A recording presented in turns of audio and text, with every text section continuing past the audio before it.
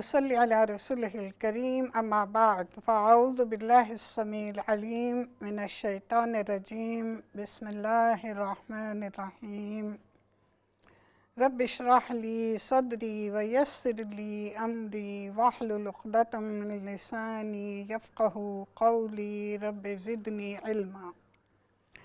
अल्लाहुम्मा ताहिर क़ल्बी मिनन निफ़ाक़ व अमली मिनर रिया व लिसानी मिनल कज़िब व ऐनी मिनल ख़ियाना व इन्नका तअलमु ख़ाइनतल अयुनि व मा तुख़फ़िस सुदूर। रब्बना आतिना फ़िद्दुनिया हसना व फ़िल आख़िरति हसना व क़िना अज़ाबन्नार। रब्बना ला तुज़िग़ क़ुलूबना बअद इज़ हदैतना व हब लना मिन लदुनका रहमा इन्नका अंतल वह्हाब। नाज़रीन इकराम, अस्सलामु अलैकुम व रहमतुल्लाहि व बरकातुहू। आपको याद होगा पिछले हफ्ते मैंने मर्ज़ और मरीज़ की इयादत नबी सल्लल्लाहु अलैहि वसल्लम की सुन्नत की रोशनी में बयान की थी और कहने का मकसद यही था कि आप सल्लल्लाहु अलैहि वसल्लम ने किस तरह किसी मरीज़ की इयादत की, मुख्तलिफ़ औक़ात में कौन सी दुआएं बताईं और आपका अपना क्या अमल था। प्रोग्राम जब ख़त्म हुआ है तो उस वक्त मैंने एक हदीस का ज़िक्र किया था कि जिसमें एक शख्स को बुखार था, आप सल्लल्लाहु अलैहि वसल्लम उसके पास तशरीफ़ ले गए और फिर आपने फरमाया कि बुखार को बुरा ना कहो, इंशाअल्लाह इस बीमारी से तुम्हारे गुनाह धुल जाएंगे। तो उसने कहा कि नहीं, बल्कि ये बुखार तो बूढ़े की जान लेकर ही रहेगा। तो नबी सल्लल्लाहु अलैहि वसल्लम ने जवाब में फरमाया कि अच्छा, तो फिर यही सही। आपके इस अमल से ये ज़ाहिर होता है कि मरीज़ अगर कुछ कहे जो कि आपकी तवक्को के ख़िलाफ़ ही क्यों ना हो, तो उससे बहस नहीं करनी चाहिए। जैसे कि नबी सल्लल्लाहु अलैहि वसल्लम ने चंद हरूफ कहकर खामोशी इख्तियार की, क्योंकि मरीज़ तकलीफ़ में होता है। आप उसे बहस करेंगे, हो सकता है उसके मुंह से कोई ऐसा कलमा निकल जाए जो नाशुक्री का हो, कुफ्र का हो और उसके लिए वो आखिरी लम्हात में बुरा साबित हो। इसलिए हमेशा याद रखें कि जिस शख्स को तकलीफ़ हो उससे आप किसी किस्म की बहस ना करें। ये तो मैंने पिछले हफ्ते जो तमाम हदीसें बयान की थी वो था ना उसवा रसूल, आपकी हिदायत। लेकिन हमारा अमल क्या है ये देखते हैं कि क्या हम वाकई उन बातों पे अमल करते हैं जो नबी सल्लल्लाहु अलैहि वसल्लम ने हमें सिखाई हैं। ज़िंदगी के और मामलात की तरह ये मामला भी हमारा अपनी पसंद का बनाया हुआ है। इयादत के लिए जाने के लिए पूरा लाव लश्कर लेकर पूरा ख़ानदान जाता है और फिर तवक्को के बेहतरीन मेहमानी की जाए और अगर उसमें कोई कमी हो तो उस पर एतराज़, नाराज़गी। फिर मरीज़ के पास बैठकर ऐसी बातें करना कि जो उसे नापसंद हो सकती हैं, जैसे शोर व गुल। आप बच्चे लेके जाएंगे तो बच्चे तो खामोशी से नहीं बैठेंगे, उसके साथ ही बीमार की बीमारी का मुवाजना करना किसी दूसरे के साथ, किसी ऐसे शख्स के साथ जो इस बीमारी में फौत हो चुका हो। यकीनन इन बातों से घर वालों को भी और ख़ुद मरीज़ को भी तकलीफ़ होती है, और थोड़ी देर ये बात करने के बाद फिर वही अपनी आदत के मुताबिक मर्द हजरात सियासत पे आ जाते हैं, ख़वातीन घरेलू मसाइल, ग़ीबत, तनक़ीद, बहुत कुछ। क्या हम इतने दूर हो चुके हैं अपने दीन से कि हमें वो बातें बिल्कुल नहीं मालूम जो नबी सल्लल्लाहु अलैहि वसल्लम ने इस मामले में हमें सिखाई हैं। हम बातें बहुत करते हैं, लेकिन जब अमल का वक्त आता है तो फिर मालूम होता है कि आप जो इस वक्त कह रहे हैं, कर रहे हैं, उससे अंदाज़ा होता है कि आप कितने पानी में हैं। मैंने ऐसे देखे हैं वाक़यात कि बीमार की बीमारी से घर वाले परेशान, थके हुए हैं, अफसरदा हैं, लेकिन अज़ीज़ व अक़ारिब के आने और उनकी मेहमानदारी करने से उनकी तकालीफ़ में और इज़ाफ़ा। और ये यकीनन ख़ानदान के सरबराह, घर के बड़ों की ज़िम्मेदारी है कि वो ख़ुद भी इस बात को समझें और अपने बच्चों को भी इस बारे में समझाएं।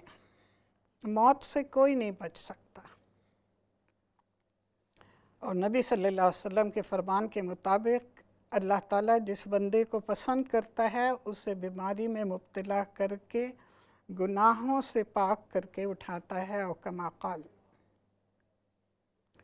तो गोया कि बीमारी तकलीफ़ दे हो, लेकिन उसके साथ साथ मुवाहिद मुसलमान के लिए आखिरत में तोशा ज़रूर बनेगी। और नबी सल्लल्लाहु अलैहि वसल्लम की हदीस हमने पिछले प्रोग्राम में सुनी थी कि आप एक लड़के की इयादत के लिए गए और वहाँ पर आप उसे इस्लाम लाने के बारे में तलक़ीन करते रहे, और आपकी के इस अमल से उसका ख़ात्मा बिलखैर हुआ। तो गोया कि आप किसी मरीज़ के पास जाएं तो उसके लिए भी दुआए खैर और अपने लिए भी बेहतरीन दुआएं करें, क्योंकि हदीस के मुताबिक ऐसे इंसान पर जो कुछ भी वो कर रहा है, कह रहा है, एक तो फरिश्ते उस पर साया रखते हैं, उसके लिए दुआएं करते हैं और उसकी दुआओं पे, उसकी बातों पे आमीन भी कहते हैं। अगर आपने कोई नाशुक्री का कलमा अदा किया तो ये ना आपके लिए बेहतर होगा और ना ही मरीज़ के लिए। ये तो थी चंद बातें जो कि मरीज़ की इयादत के हवाले से मैंने की। अब आते हैं कि अगर मरीज़ की हालत ज़्यादा ही ख़राब हो जाए और उसके बचने की उम्मीद ना रहे, तो फिर उसके अज़ीज़ अक़ारिब को क्या करना चाहिए। उसके पास अच्छी बातें करें जिससे कि मरीज़ खुश हो। कुरान की तिलावत, इसी तरह तस्बीहात इतनी आवाज़ से कि मरीज़ सुन सके, लेकिन मरीज़ को पढ़ने के लिए ना कहें, इसलिए कि जैसे कि मैंने शुरू में कहा है कि मरज़ की शिद्दत से अगर उसकी ज़ुबान से कोई गलत बात निकल गई तो उसके लिए बेहतर नहीं होगा। और फिर मरीज़ की वफ़ात के बाद सबसे पहला हक़ उसका ये है कि उसके आज़ा सीधे किए जाएं। हाथ जैसे कि हम रुकू से उठकर खड़े होते हैं, समी अल्लाहु लिमन हमिदा रब्बना लकल हम्द, जिस पोजीशन में हमारे हाथ होते हैं इस पोजीशन में हाथों को रखें। आँखें बंद कर दें कि नबी सल्लल्लाहु अलैहि वसल्लम, उम्मे सलमा की हदीस है कि अबू सलमा का इंतकाल हुआ तो उसी वक्त नबी सल्लल्लाहु अलैहि वसल्लम तशरीफ़ लाए। आपने उनकी आँखें बंद की और फिर फरमाया कि जब रूह निकलती है तो आँखें उसके पीछे लगी होती हैं, इसलिए आँखों को बंद कर दो। उसके बाद फिर एक चादर डाल दी जाए, क्योंकि वो कोई शो पीस तो है नहीं कि आप उसे खुला रखें कि हर एक आना जाने वाला जो है उसे देखे, नहीं, उसके ऊपर चादर डाल दी जाएगी, उसकी ताज़ीम है। और फिर उस वक्त जो कलिमात नबी सल्लल्लाहु अलैहि वसल्लम से साबित हैं वो हैं इन्ना लिल्लाहि व इन्ना इलैहि राजिऊन, अल्लाहुम्मा उजुरनी फ़ी मुसीबती वखलुफ़ ली खैरम मिन्हा।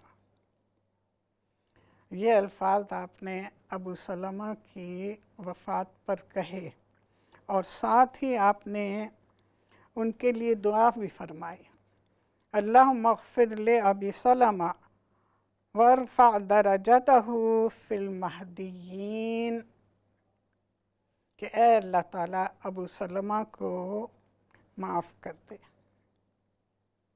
उन्हें बख्श दे और उनका मकाम महदियीन में, सालिहीन में शामिल कर दे उन्हें।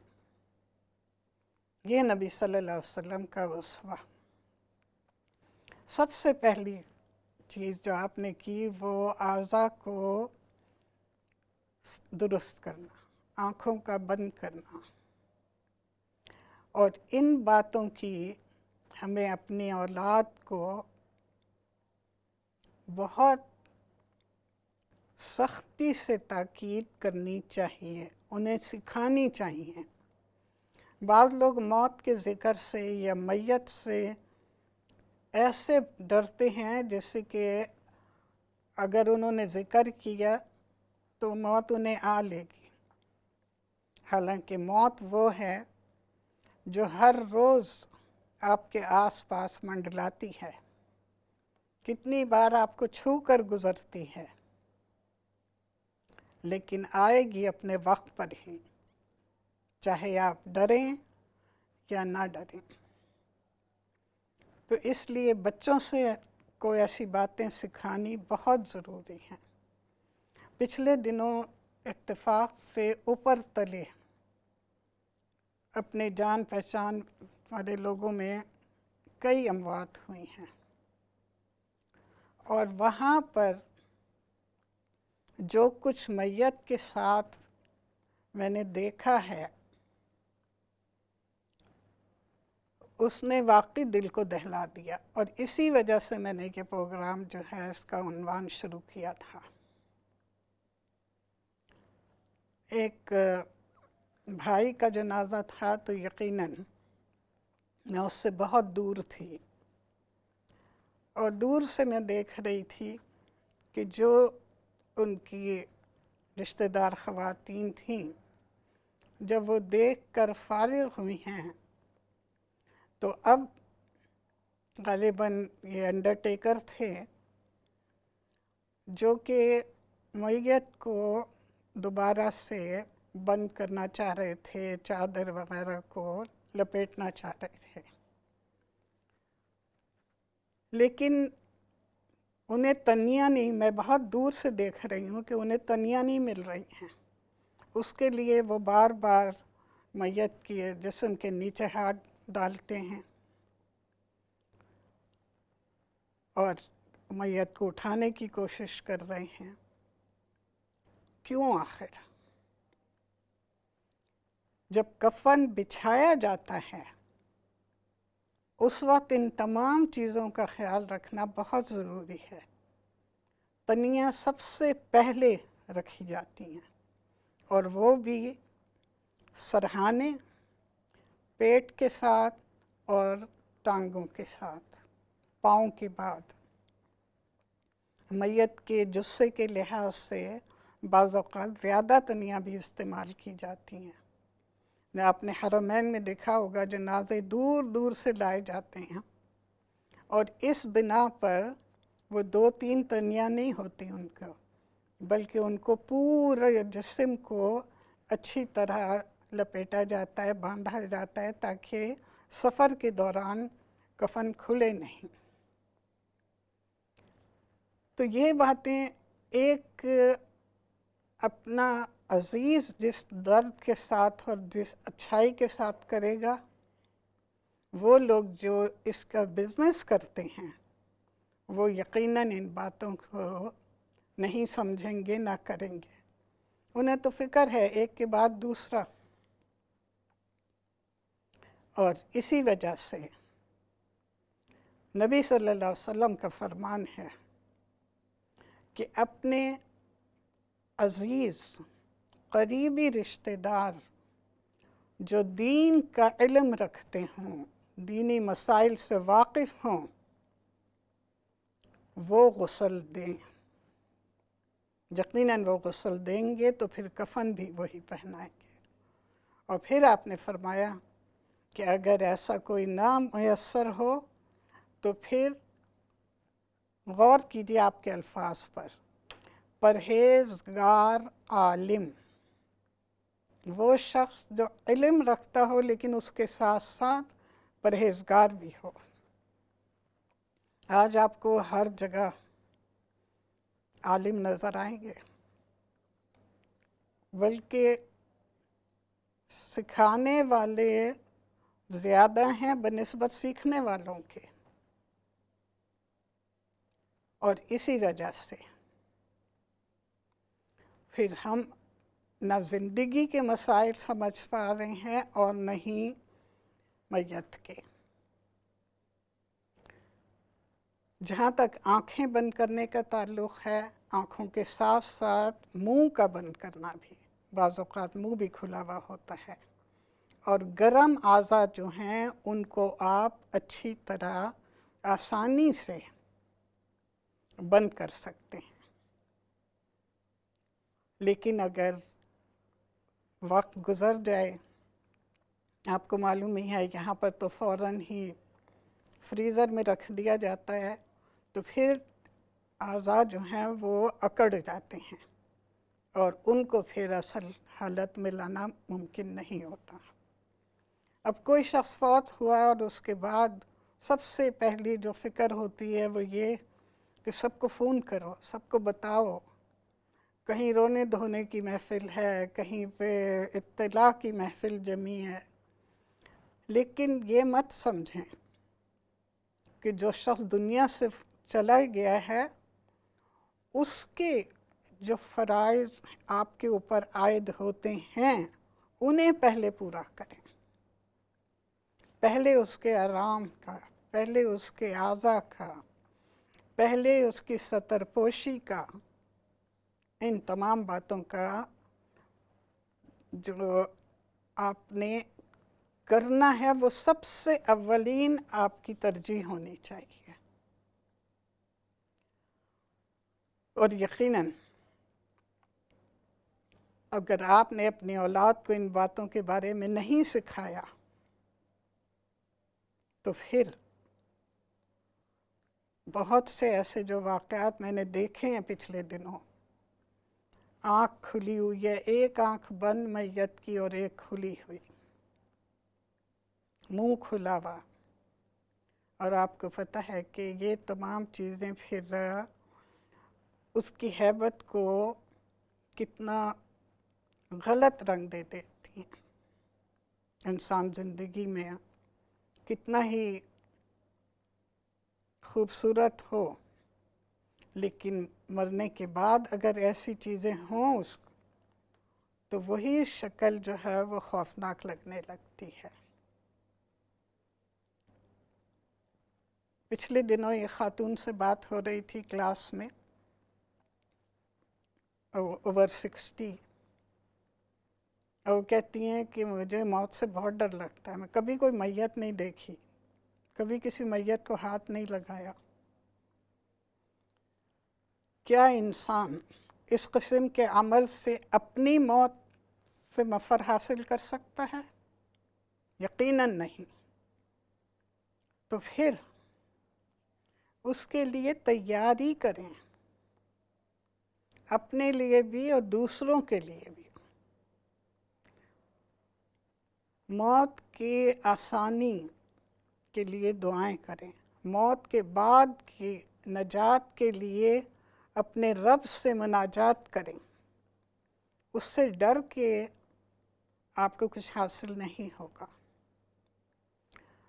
और जैसे कि नबी सल्लल्लाहु अलैहि वसल्लम ने फरमाया है कि अपने करीबी गुस्ल दें, रिश्तेदार, किसी औरत की माँ हैं, बहन हैं, बेटियां हैं, वो गुस्ल दें।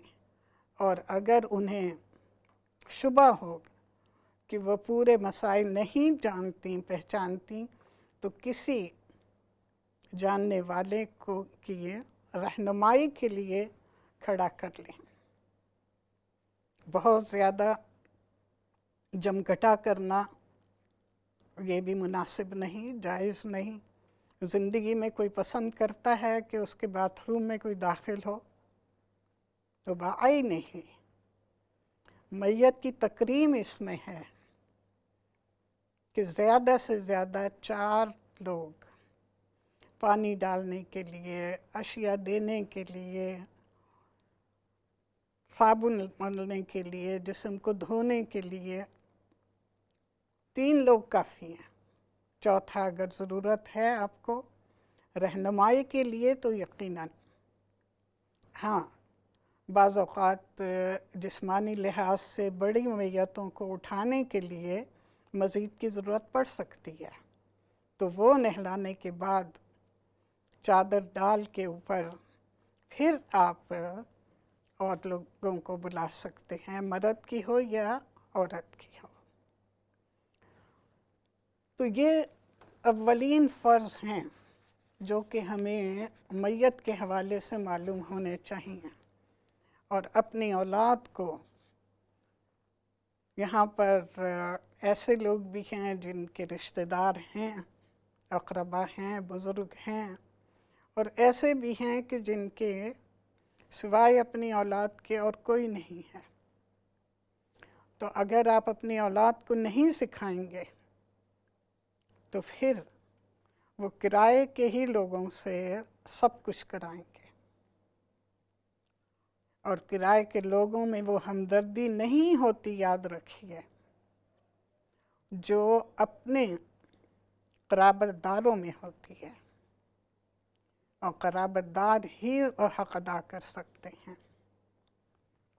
गुस्ल के बाद कफ़न, कफ़न के बारे में नबी सल्लल्लाहु अलैहि वसल्लम की अज़वाज मुताहरात के ज़िंदगी के हालात जो हमने बयान किए हैं, उसमें अक्सर ने अपना कफ़न जो था वो पहले से तैयार किया हुआ था।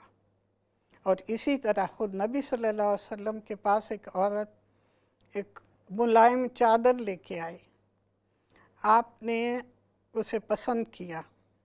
जब वो औरत चली गई तो एक शख्स ने कहा कि या रसूलल्लाह, काश कि आप हमें दे देते। आपने उसको दे दी।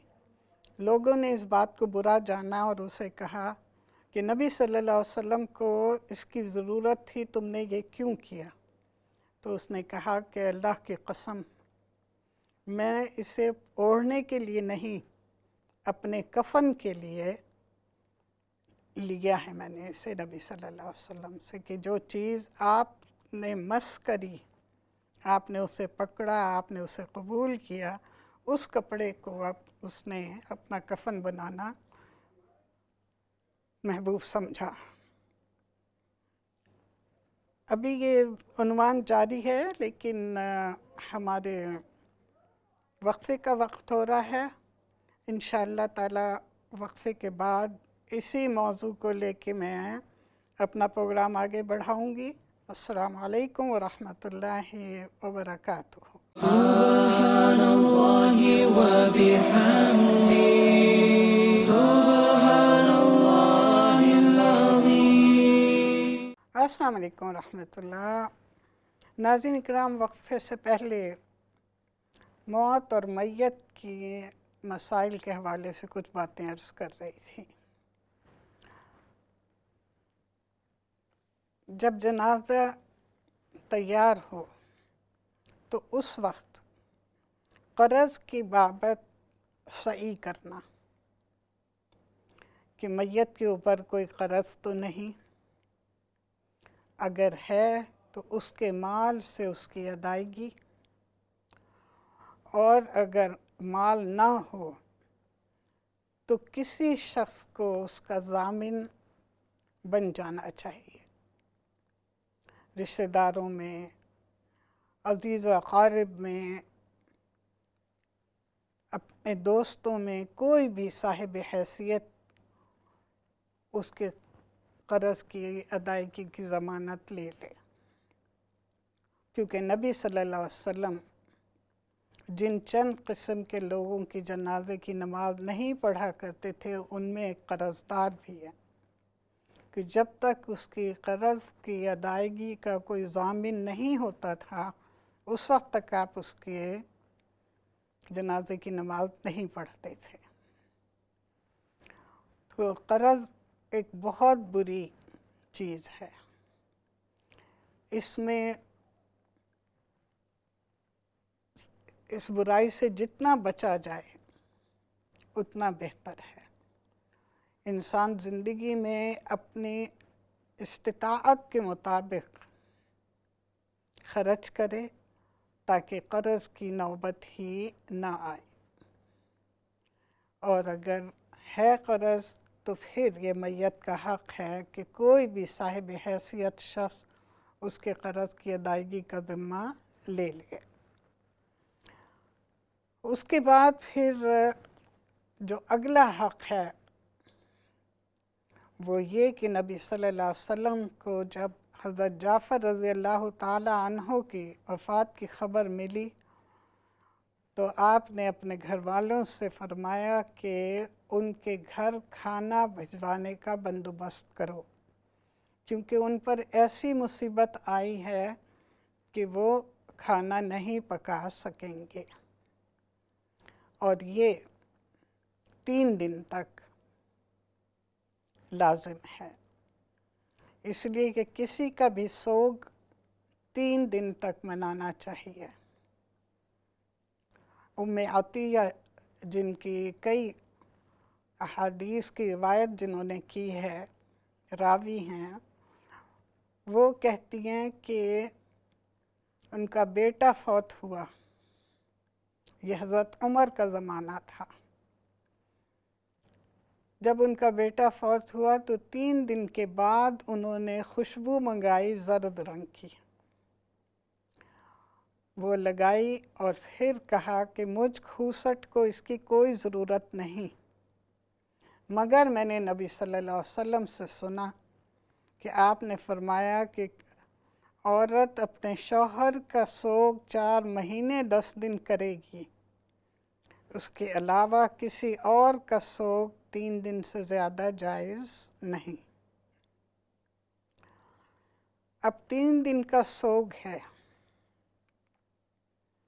उसमें दूसरों को उनकी दिलजोई करनी, ना कि घर वाले आए हुए मेहमानों की ज़ियाफ़त का बंदोबस्त करें, क़तन जायज़ नहीं। और जहाँ तक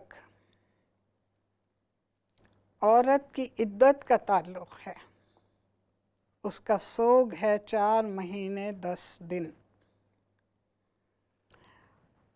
कुरान और अहादीस की रूह से औरत की उम्र की कोई हद नहीं है। कुरान कहता है कि जिन औरतों के शौहर फौत हो जाएं तो उनकी इद्दत है 4 महीने 10 दिन। यहाँ मैं कुरान की आयत नहीं पढ़ना चाह रही कि प्रोग्राम लंबा हो जाएगा। सही अहादीस की रूह से भी यही साबित है कि 4 महीने 10 दिन हर उम्र की औरत के लिए है। लेकिन चूँकि हम आदी हो गए हैं हर मामले में अपनी राय को मुकद्दम रखने के, आपको ऐसे उलमा मिलेंगे जो औरत की उम्र की क़ैद बना लेंगे, जवान के लिए है, बूढ़ी के लिए नहीं है। तो नाऊज़ बिल्लाहि मिन ज़ालिक, जब कुरान नाजिल हो रहा था उस वक्त क्या कोई बूढ़ी औरत नहीं थी माशरे में कि अल्लाह ताला अलहदा से उनकी उम्र के बारे में फरमाते, या नबी सल्लल्लाहु अलैहि वसल्लम ने कोई भी सही हदीस जो आपसे रिवायत की गई हो कि औरत की उम्र की क़ैद है कि इस उम्र की है तो उसकी इद्दत है, इस उम्र की है तो उसकी इद्दत नहीं है। शौहर और बीवी का ऐसा ताल्लुक़ है, अल्लाह ताला ने मर्द के लिए औरत के वो कुछ हलाल किया है जो किसी और रिश्ते, किसी और इंसान के लिए हलाल नहीं। और मियाँ बीवी का रिश्ता जो है मौत तक बरकरार रहता है। 30, 40, 50, 60 कितने साल जितनी उनकी उम्र है, तो इतना अरसा एक औरत खिदमत करती है, एक मर्द उसका नाम नफ़क़ा देता है, उसका ख्याल रखता है, दोनों मिलके अपनी ज़िंदगी की गाड़ी चलाते हैं। तो मरने के बाद ये उम्र कहाँ से आ गई? यकीनन ये सिर्फ और सिर्फ लोगों के अपने बनाए हुए मसाइल हैं। हाँ, इद्दत में औरत ज़रूरत के लिए यकीनन बाहर जा सकती है।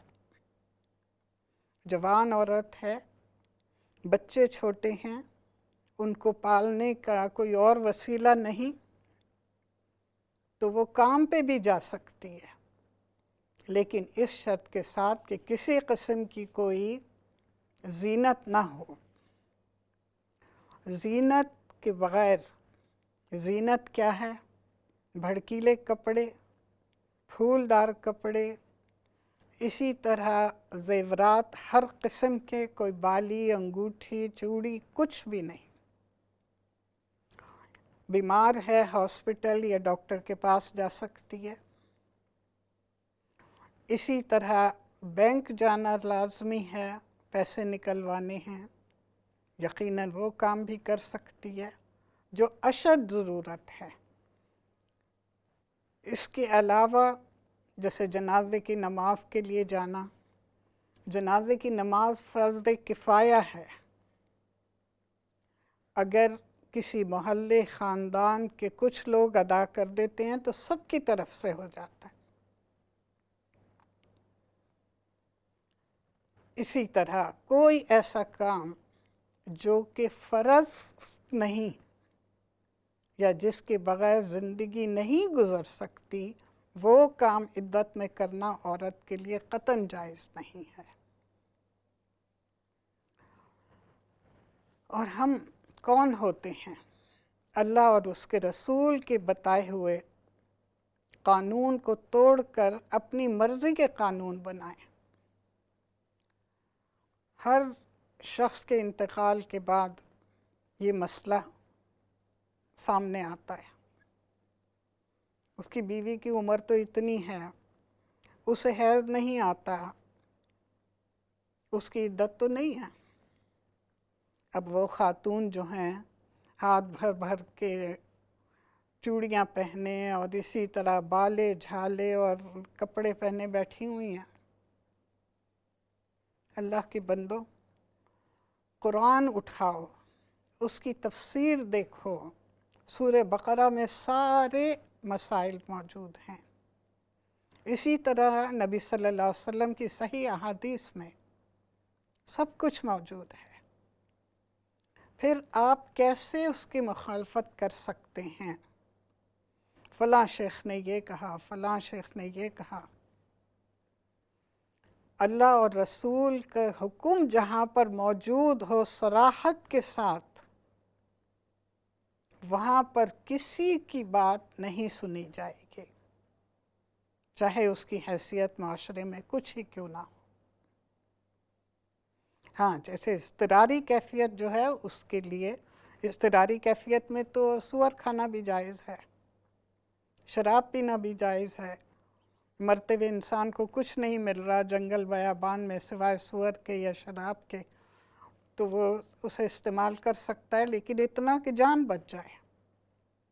बाई नहीं, कोई भी ऐसा काम जो इज़्तिरारी कैफियत में करना है वो तो करना है, वरना सिर्फ अपनी मनमानी करके कामों को करना ये अल्लाह और रसूल की नाफरमानी है। आपने कर्ज़ की बाबत अपना मामला हल कर लिया, इसी तरह आपने इद्दत का मसला हल हो गया। और इसके लिए जहाँ तक एक और चीज़ जो हमारे यहाँ बहुत उससे पाई जाती है कि किसी भी शख्स के मरने के बाद औरत या मर्द के उनका निकाह जो है वो टूट गया, निकाह ना हुआ, बर्फ़ हो गई कि थोड़ी देर रखे रहे और वो पिघल के ख़त्म हो गई। अल्लाह और रसूल के नाम पर जो मुआहदा किया जाता है वो इतनी आसानी से नहीं टूटता। और अगर निकाह टूट गया तो फिर इद्दत किस बात की? कुरान में इद्दत का जिक्र क्यों है? अगर निकाह ही नहीं रहा, वास्ता ही नहीं रहा, तो फिर इद्दत कैसे? ऐसी कोई बात नहीं।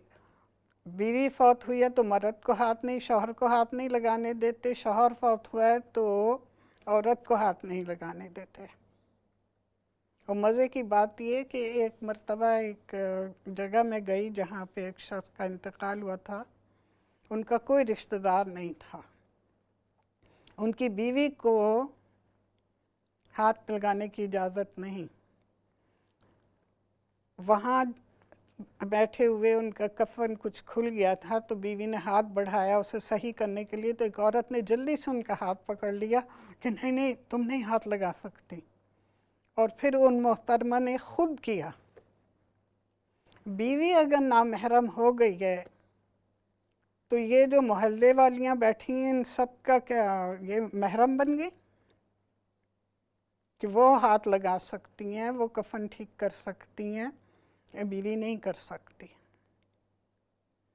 हालांकि हम अगर देखें तो हज़रत अबू बकर रज़ियल्लाहु ताला अन्हा का जब इंतकाल हुआ है तो उनकी बीवी अस्मा बिन्त उमैस ने उनको गुस्ल दिया।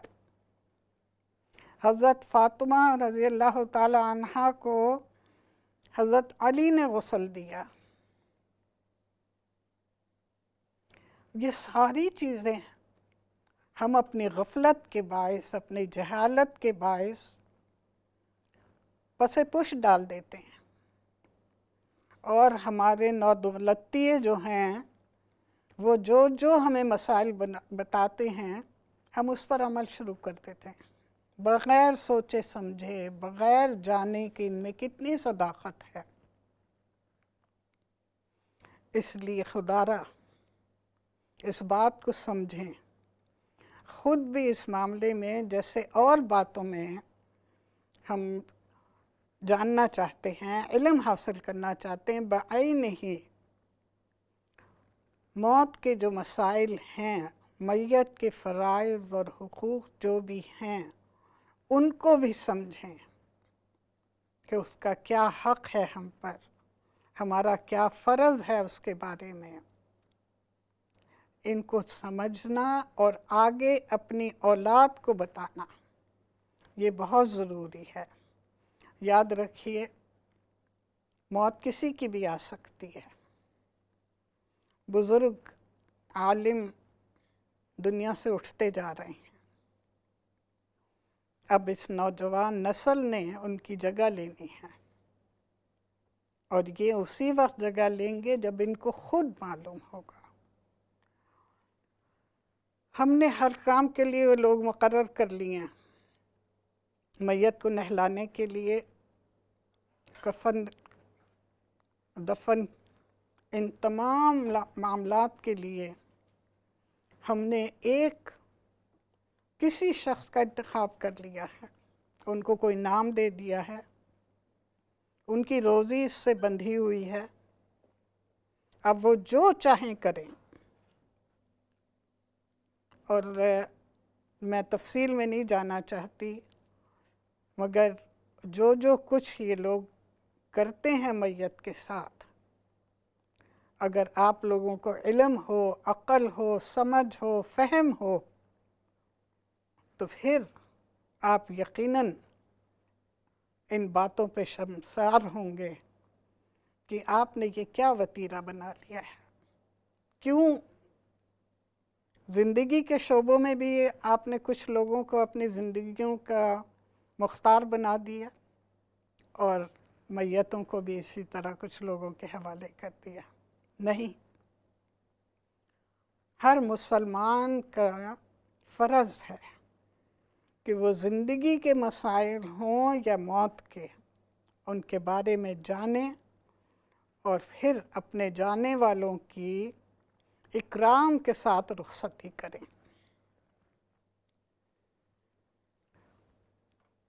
दो वाक़यात मैंने आपको बताए कि शौहर और बीवी जो है एक दूसरे को गुस्ल दे सकते हैं, और हज़रत आयशा की हदीस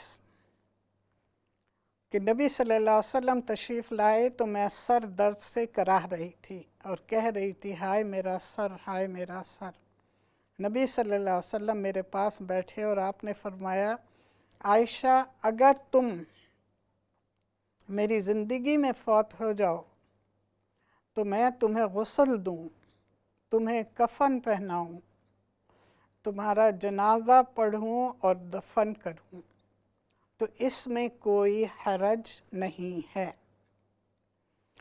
तो ये हदीस और वो दो वाक़यात हज़रत अली और हज़रत अबू बकर के रज़ियल्लाहु ताला अन्हुमा, उन सब के वाक़यात से हमें क्या सबक मिलता है? यही, और कुरान की आयत से कि मियाँ बीवी में से किसी एक के मरने के बाद दूसरे का उससे रिश्ता ख़त्म नहीं हो जाता जब तक इद्दत ना पूरी हो। मर्द के लिए 3 दिन सोग है और औरत के लिए 4 महीने 10 दिन।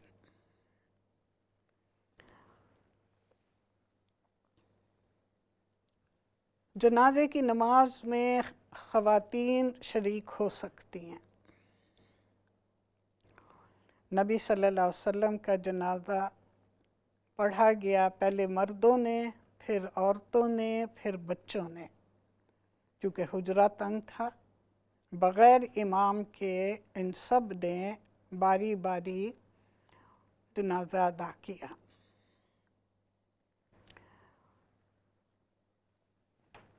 और हज़रत उम्मे अतिया और आयशा की हदीस में पिछले प्रोग्राम में बयान कर चुकी हूँ। इस हवाले से 3 औक़ात में जनाज़ा नहीं पढ़ना चाहिए, ज़वाल, तुलू आफ्ताब व ग़ुरूब आफ्ताब के वक्त। इसी तरह मैयत के तमाम काम उसके कफन, दफन, गुस्ल के अखराजात उसके माल में से अदा होंगे। सबसे पहले उसके माल में उसका अपना हक़ है, उसके बाद फिर दूसरा नंबर आता है कर्ज़ की अदायगी, और फिर उसकी वसीयत। अगले प्रोग्राम से मैं चाह रही हूँ कि नबी सल्लल्लाहु अलैहि वसल्लम की रज़ाई माओं के हवाले से प्रोग्राम शुरू करूँ, और इसके लिए मैं चाहती हूँ कि आज मैं इस मौजू को मुकम्मल कर लूँ। इस मौजू को मुकम्मल करने के बाद इंशाअल्लाह मैं कॉल लूँगी। तो ये है वो मसाइल जो कि हमारे लिए जानना बहुत ज़रूरी है। उसके बाद जनाज़ा और ये तमाम चीज़ें, जनाज़े का एहतराम, ये अलग मौजू है, लेकिन जो बातें मैंने अर्ज़ की हैं उनकी रोशनी में इस बात का प्लीज़ एहतमाम करें कि आप अपने बच्चों को और ख़ुद भी इन तमाम मसाइल से आगाह रहें, और किसी भी शख्स के ऊपर तमाम ज़िम्मेदारियां डाल के ये मत समझें कि आप बरी ज़िम्मा हैं। अल्लाह ताला हम सब का ख़ात्मा बिल खैर करे और हम सब को सही तरीक़े से नबी सल्लल्लाहु अलैहि वसल्लम के बताए हुए तरीक़े से, अल्लाह और उसके रसूल के बताए हुए तरीक़े से वो तमाम काम करने की तौफ़ीक़ दे जो ज़िंदगी के हों या ज़िंदगी ख़त्म होने के बाद के। अब आती हूँ मैं कॉल की तरफ। जी अस्सलाम वालेकुम। वालेकुम सलाम। जी मैं पूछना था, ब्लड प्रेशर बहुत हाई है, तो वो ज़रा माउथ पीस पे होके ज़ोर से बात कीजिए, आपकी आवाज़ मुझे साफ नहीं सुनाई दे। जी ब्लड प्रेशर बहुत हाई है, तो डॉक्टर ने डिफरेंट दवाई देता है, डोज ऊपर भी किया है, स्टिल हाई है, कोई समझ नहीं लगती, कोई दवाई काम नहीं करती, बहुत ज़्यादा है ब्लड प्रेशर। इसके लिए ठीक है, इंशाअल्लाह मैं आपके सवाल का जवाब दे दूंगी। हेलो अस्सलाम वालेकुम। सलाम आंटी, क्या हाल है जी? ठीक है जी अल्हम्दुलिल्लाह। जी आंटी, मेरा एक क्वेश्चन है कि हमारा एक रिश्तेदार है, उस बेचारे को हो गया था सराइसिस, तो अभी वो ठीक है, उसने डॉक्टर से काफ़ी इलाज कराया है, लेकिन क्या है कि उसके बदन पर कोई निशानात रह गए जिस तरह ब्लैक ब्लैक होते हैं। 2 बार जीपी के पास गया है, लेकिन वो अभी मतलब है कि कुछ नहीं कर सके, तो इसके बारे में कोई अच्छा, ये निशानात जो हैं किस रंग के हैं? जी आंटी, वो हैं ब्लैक कलर के। जी ब्लैक कलर के निशानात हैं, कोई खारिश नहीं, कुछ नहीं, लेकिन वो काफी कमर पर भी हैं और टांगों पर भी हैं, काफी चेहरे पर नहीं है, हाथों के पीछे जो है ना उन पर भी हैं, लेकिन ज्यादा बदन पर हैं। तो इसके लिए कुछ पूछना था कि आपने शुरू में क्या कहा था, किस वजह से हुए ये? उनको कोई होया था डायग्नोज सराइसिस है। सराइसिस का हुआ था? जी सराइसिस का हुआ था ना, उन्होंने इलाज कराया, ठीक हो गए हैं, लेकिन अब बदन पर निशानात पड़ गए हैं ब्लैक ब्लैक। तो इसका भी जीपी ने काफी किया, लेकिन वो थोड़े ठीक नहीं हो रहे। तो आप कोई आसान सा मेहरबानी होगी नुस्खा बताइए। और दूसरा, मेरी वाइफ का कोई मसला कहती है, मेहरबानी होगी कोई अपना अगर फोन आप दे दे तो आपसे मिल लेगी। हाँ, आप होल्ड करें, मैं बात कर लूँगी उनसे। जी अस्सलाम वालेकुम। वालेकुम जी, मैंने आपको अपने 2 सवाल करने हैं। एक तो ये है कि मेरे ये जो दार है, नीचे ऊपर एक दार है, पहले मीठा पानी पीती हूँ, जब ठंडा पानी जो दूसरा पीना। ज़रा आप थोड़ा ज़रा आहिस्ता बात करें, थोड़ा स्पीड कम रखें, आराम से बात करें। जी अब बताइए क्या है? जी मैंने ये कहना था कि ये मेरे ऊपर दार है, पहले कभी नहीं हुआ था, तो वो मुझे ना पानी जब पीते हैं ना ठंडा, गर्म की बात नहीं करती, तो मुझे लगता है। और दूसरा सवाल मेरा ये है कि मेरे जो इधर जो लेफ्ट नहीं है, जो लेफ्ट वाली साइड पे ब्राउन कलर के छोटे छोटे वो कैसे खत्म हो गई है। आप मोबाइल से बात कर रही हैं?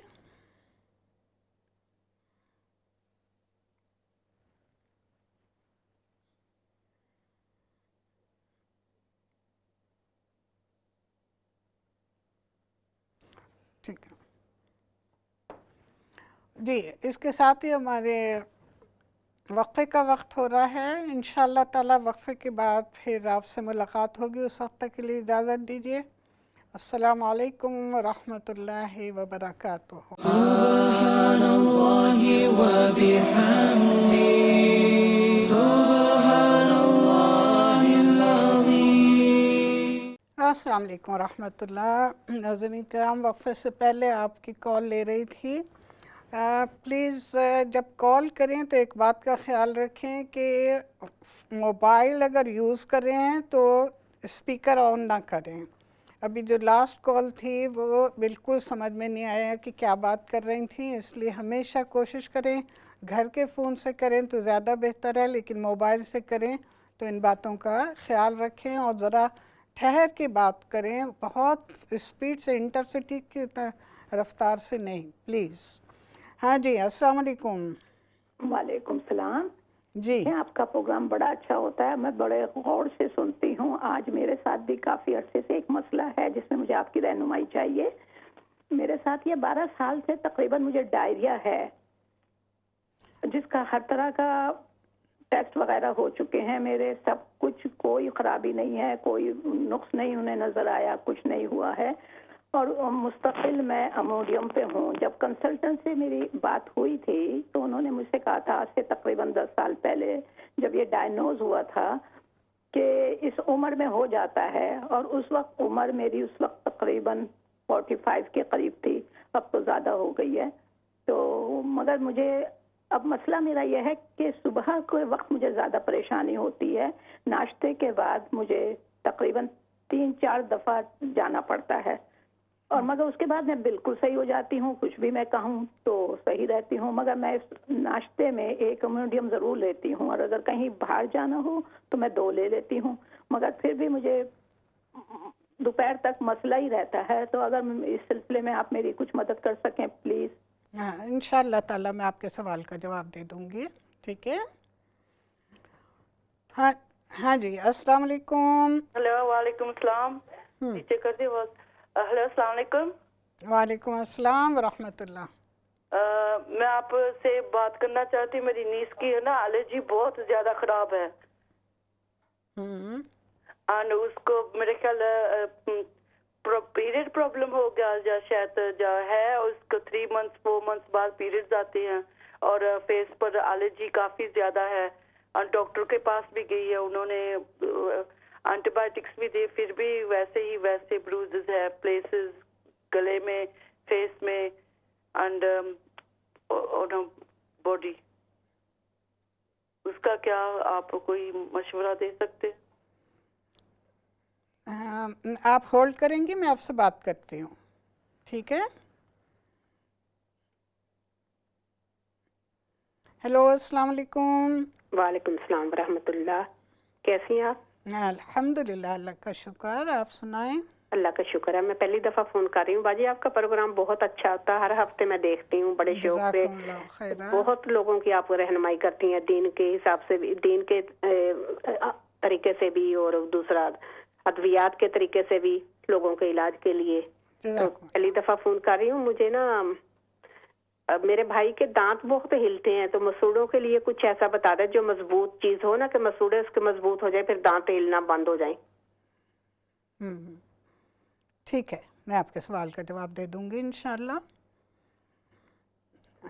हाँ जी, अस्सलाम वालेकुम। वालेकुम सलाम।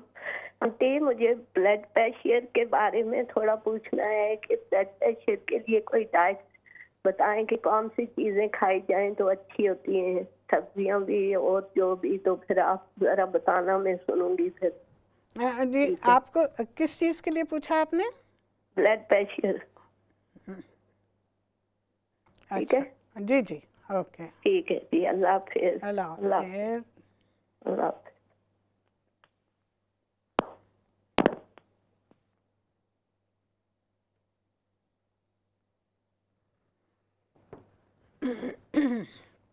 जी, सबसे पहला जो सवाल है वो है भाई का, कहते हैं कि कोलेस्ट्रॉल जो है वो उनका कम नहीं होता है, दवाएं भी खाते हैं।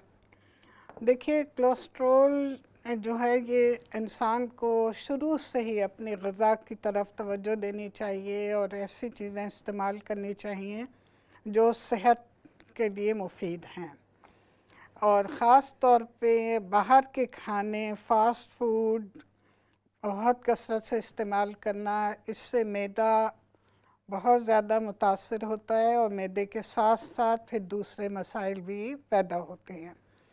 कोलेस्ट्रॉल के लिए अल्लाह ताला ने बहुत सी चीज़ों में शिफा रखी है। सबसे अव्वल नंबर जो है वो है पपीता और अनानास।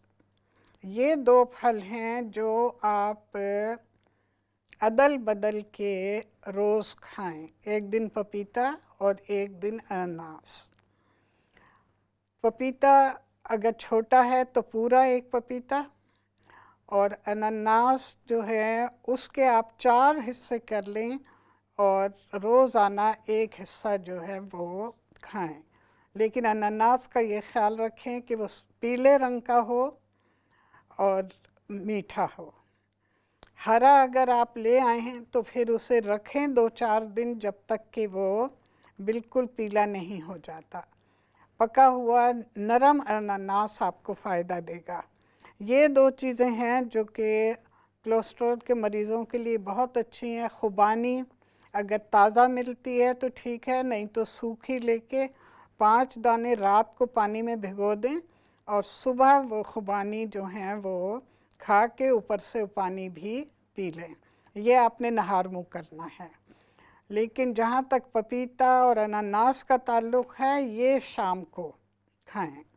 जो चाय का टाइम होता है, खाली पेट होता है, उस वक्त आप ये फल खाएं। इंशाअल्लाह ताला इससे आपको फ़ायदा पहुँचेगा। नाश्ते में हमेशा वीटाबिक्स इस्तेमाल करें और कोई दूसरे सीरियल ना खाएं।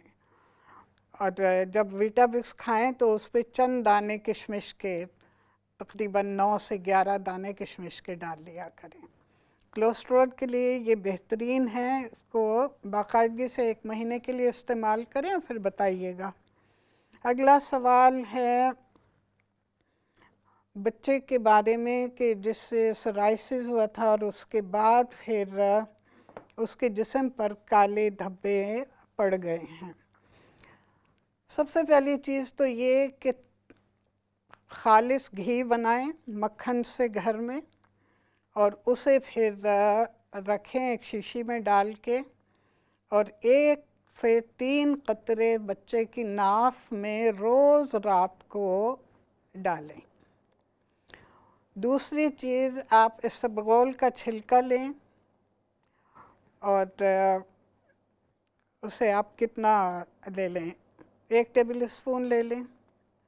उसमें 1 ही टेबल स्पून शहद और 1 चाय की चमची दालचीनी का सफ़ूफ, ये चीज़ें जो हैं आप मिक्स करके रख लें और उन निशानात पर लगाते रहें। दिन में 2-3 दफ़ा, 1 दफ़ा, जैसे भी मुनासिब हो। बेहतर होगा कि जब लगाएं तो कुछ देर के लिए उन आज़ा को खुला छोड़ दें ताकि ये जज़्ब हो जाएं। उसके बाद फिर कपड़े पहन सकते हैं या हल्के हाथ से उसको साफ़ कर सकते हैं। घर में है बच्चा तो शाम के वक्त, रात के वक्त तो आप लगा ही सकते हैं। हाँ, स्कूल वगैरह जाना हो तो फिर ज़रा मसला होगा। बहरहाल ये 3 चीज़ें हैं जिनको आप इकट्ठी करके इनका पेस्ट बना लें और ये बाकायदगी से बच्चे के लगाएं। उसके बाद अगला सवाल है बहन का, वो कहती हैं कि 12 साल से उन्हें डायरिया है। देखिए, एक मामूली सी चीज़ है, वो आपको बता रही हूँ। सुबह और रात को सोने से पहले, सुबह से मुराद है नाश्ते के फ़ौरन बाद, जायफल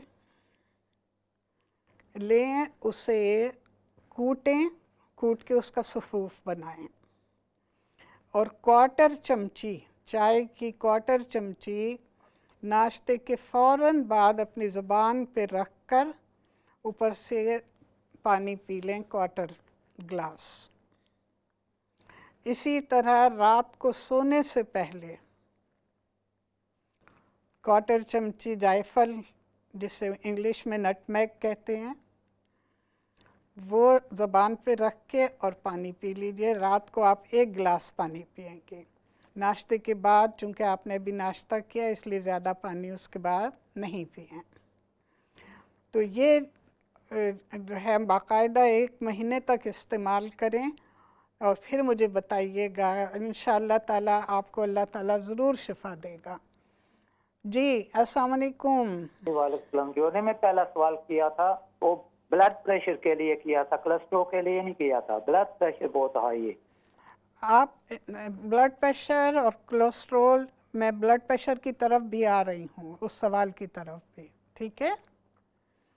ब्लड प्रेशर की तरफ भी आ रही हूँ मैं। हाँ जी। और अस्सलाम वालेकुम। हेलो। हेलो, वालेकुम सलाम। जी, हेलो, आपका सवाल प्लीज़। जी मैनू तकलीफ है, जोड़ां ही दर्द, गोडियां ही, बांह ही, लक्के ही, बड़ा सख्त बैठी हैं 4 साल हो गए। कुछ दवा। आपका सॉरी उम्र क्या है आपकी? उम्र है 75-6। जी 75-6।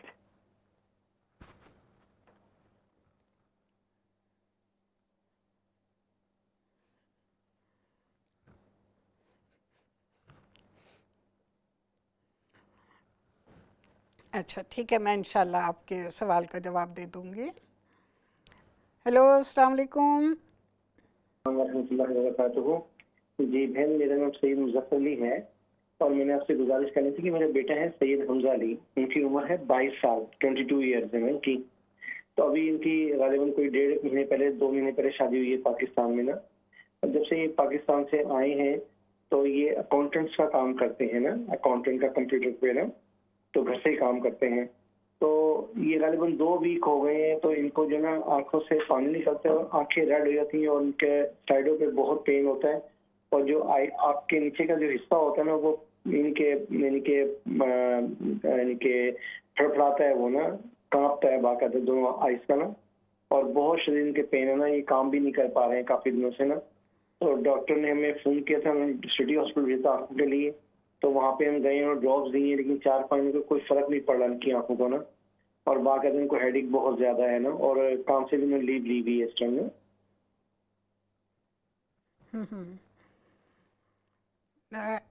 इन्हें है फीवर तो नहीं है? नहीं है फीवर, नहीं है, नहीं बिल्कुल नहीं है फीवर नहीं है। पाकिस्तान से आए कितना अरसा हुआ है? तकरीबन 2 महीने होने वाले हैं ना। ब्लड टेस्ट कराया है आपने? नहीं, ब्लड टेस्ट नहीं करवाया अभी ना, क्योंकि जीपी को बताया, जीपी ने हमें को रेफर नहीं किया ब्लड टेस्ट के लिए ना। तो जीपी ने सिर्फ आंखों में डालने के लिए ड्रॉप्स दिए हैं या क्या कहा है? हाँ, ड्रॉप दिए आंखों में डालने के लिए ना, और कुछ नहीं कर रहा। उन्होंने कहा माइनर सा जो नीचे की साइड पे जो बीपी होता है वो माइनर सा हाई है ना, लेकिन उन्होंने कहा कि आपका जो है कोई ऐसा मसला नहीं है, लेकिन उन्हें और हाई ब्लड प्रेशर भी समटाइम काफी हाई होता है। आई प्रेशर जो है ना वो काफी हाई है इनका ना। हाँ ठीक है, मैं आपके सवाल का जवाब दे दूंगी, ठीक है। हेलो अस्सलाम वालेकुम। जी वालेकुम सलाम। मैं पहले किया था फोन तो शायद आप कह रही थी कि आवाज नहीं आ रही, अब मैंने दोबारा कर रही हूँ आपको जी। और मेरे 2 सवाल हैं। मैं जब पानी पीती हूँ ना ठंडा, तो ऊपर वाली जो दार है ना उसमें पानी मुझे लगता है, अब गर्म से नहीं ठंडे से लगता है। और दूसरा सवाल है मेरा ये है कि मेरे वो चेहरे पे ना वो जैसे ब्राउन स्पॉट नहीं, पहले नहीं थे, वो गाढ़े नहीं हल्के दाग नहीं थे स्पॉट के, वो हो गए। उसका कोई आप बता दें तो मेहरबानी। Thank you. आप खुद कह रही हैं कि दाद है या डॉक्टर ने कहा है? जी नहीं, मैंने देखे पहले नहीं थे, अब है। तो मैंने कहा आपसे ब्लड प्रेशर सब कुछ चेक करा, सब कुछ ठीक है, लेकिन वो कह रही ये ना, तो ये तो बस ही पता नहीं अब क्या ठीक होंगे। आपको खारिश होती है चेहरे पर? जी नहीं, कभी भी नहीं हुई खारिश, कभी भी नहीं हुई।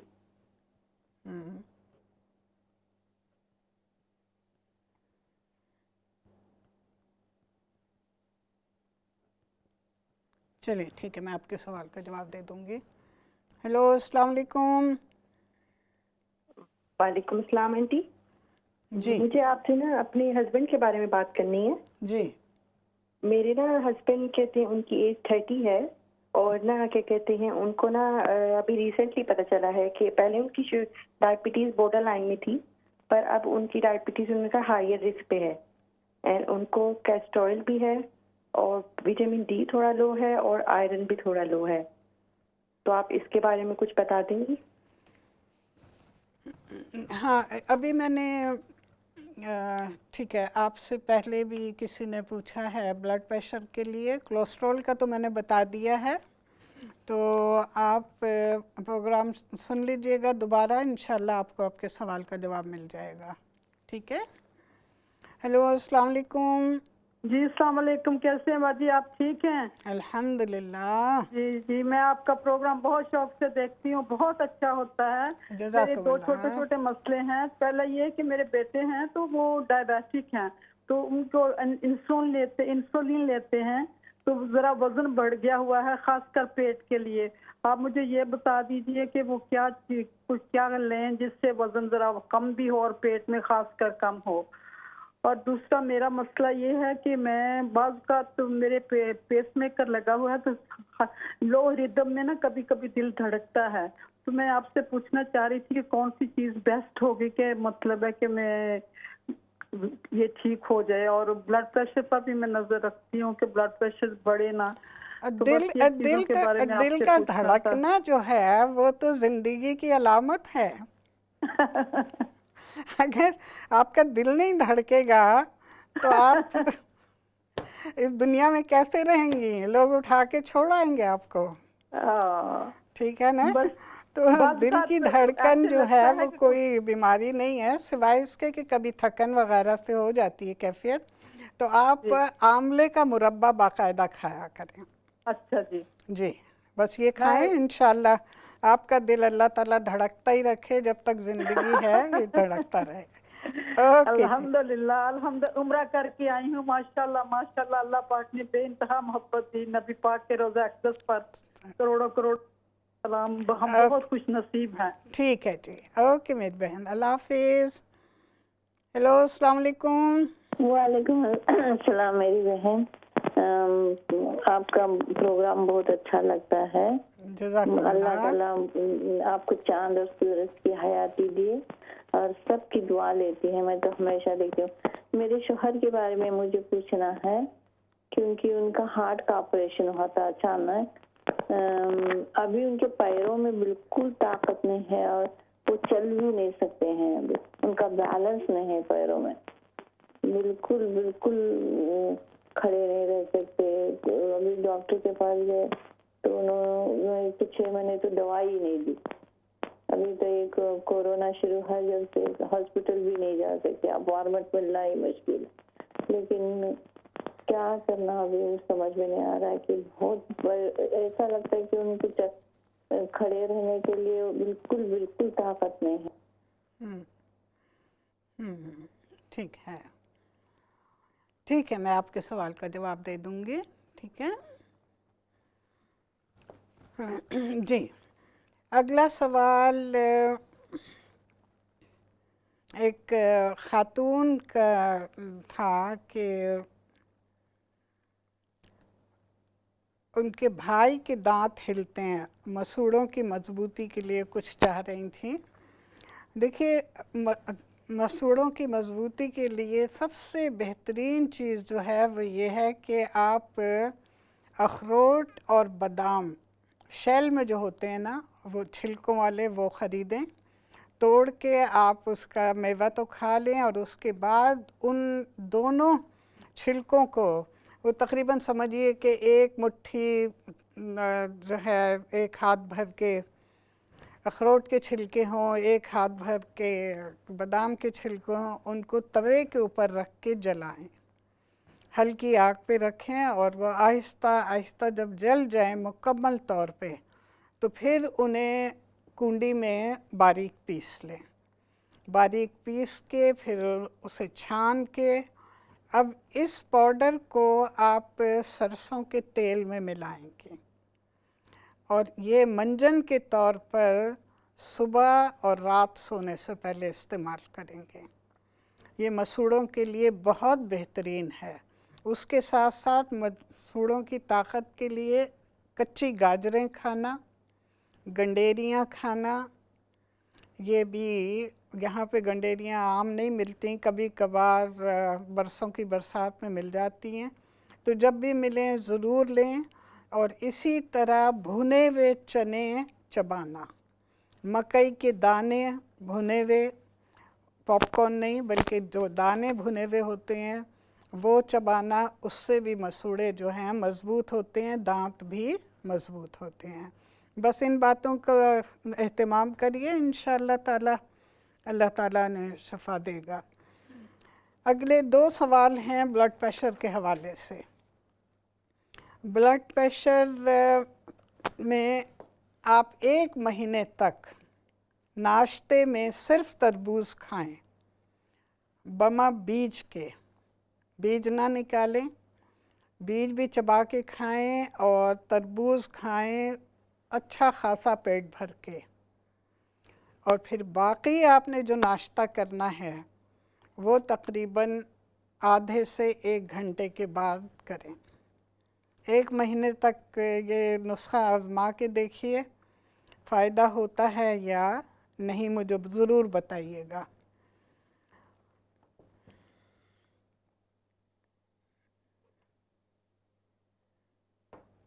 उससे अगला सवाल है जोड़ों के दर्द का बारे में। देखिए, जोड़ों के दर्द में इसकी कई वजूहात भी होती हैं और इसके कई इलाज भी हैं। और इलाज में सबसे पहले तो आपने अपनी ग़िज़ा का ख्याल रखना है। विटामिन डी और कॉड लिवर ऑयल बाकायदगी से लेना है। ख़ास तौर पे सितंबर के महीने से लेकर अक्टूबर के महीने से लेकर और अप्रैल तक हर रोज़ कॉड लिवर ऑयल लें। इसी तरह विटामिन डी जो है वो इस्तेमाल करें। खाने में आप सेलरी का जूस, याद रखें ये आजमाया हुआ नुस्खा है। 2 डंडियाँ लें सेलरी की पूरी फ्रेश और उनका जूस निकालें, साथ ही 1 एप्पल भी शामिल कर दें और ये ताज़ा जूस रोज़ निकाल के रोज़ पिएं बाकायदगी से। 1 महीने तक लाजमी तौर पर ये नुस्खा आजमाएं। उसके बाद मुझे बताइएगा कि आपको कमी हुई या नहीं।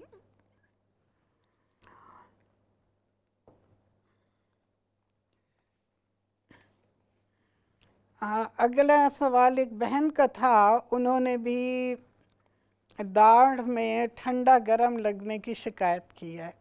उनके लिए भी वही जवाब है जो मसूड़ों की मजबूती के लिए मैंने अभी नुस्खा बताया है। वही नुस्खा आप भी इस्तेमाल करिए और उसके बाद फिर कुछ अरसा लगेगा उसे ठीक होने में। कोशिश कीजिए बहुत ज़्यादा गर्म चीज़ ना पिएं और इसी तरह ठंडा पानी कतन ना पिएं। फ्रिज का पानी तो वैसे भी बहुत नुकसानदेह है, मैदे के लिए भी और दांतों के लिए भी। तो इसलिए उससे परहेज़ करें। कोशिश करें कि वार्म वाटर हमेशा पिएं, सर्दियों में ख़ास तौर पे। गर्मियों में भी दिन में 1-2 दफ़ा वार्म वाटर ले लें तो बेहतर है। यहाँ इतनी गर्मी तो होती नहीं है कि आपको बर्फ़ के पानी की हाजत हो। और यही तमाम चीज़ें जो हैं वो नुकसान देती हैं। मेरे सामने अभी भी कई सवाल हैं, लेकिन माज़रत ख़्वाह हूँ कि वक्त जो है वो ख़त्म हो गया है। इंशाअल्लाह ताला बशर्ते ज़िंदगी अगले प्रोग्राम में बक़िया जो सवाल रह गए हैं उनका जवाब दूँगी। बस अगला प्रोग्राम ज़रूर देखिएगा। उस दुआओं में याद रखें, रब्बना तक़ब्बल मिन्ना इन्नका अंतस समीउल अलीम व तुब अलैना इन्नका अंतत तव्वाबुर रहीम। वस्सलामु अलैकुम व रहमतुल्लाहि व बरकातुहू। सुब्हानल्लाहि व बिहम्दिही।